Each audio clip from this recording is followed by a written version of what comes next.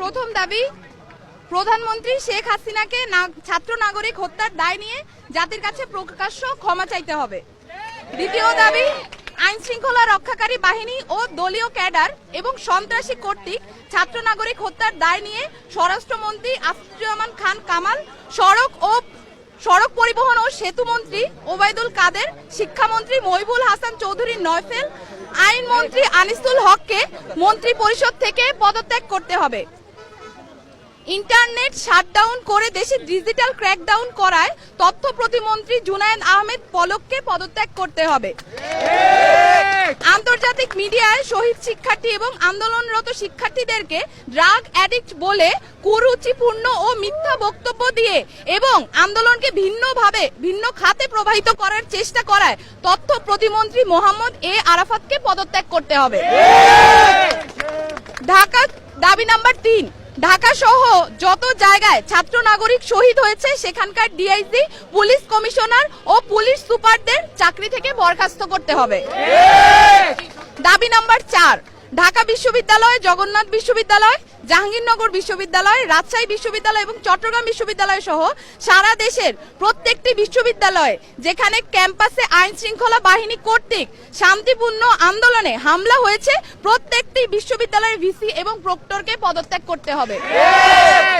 দাবি নাম্বার 5, যে police, BGB, RAB ও সেনা সদস্যরা শিক্ষার্থীদের ওপর গুলি করেছে, ছাত্রলীগ, যুবলীগ সহ যে সকল সন্ত্রাসীরা শিক্ষার্থীদের ওপর নৃশংস হামলা পরিচালনা করেছে এবং যে সকল নির্বাহী ম্যাজিস্ট্রেট, পুলিশ ও সেনা কর্মকর্তাদেরকে নিরস্ত্র ছাত্র নাগরিকদের ওপর গুলি করার নির্দেশ দিয়েছে তাদেরকে আটক করে হত্যা মামলা দায়ের করতে হবে ও দ্রুততম সময়ের মধ্যে গ্রেফতার করতে হবে।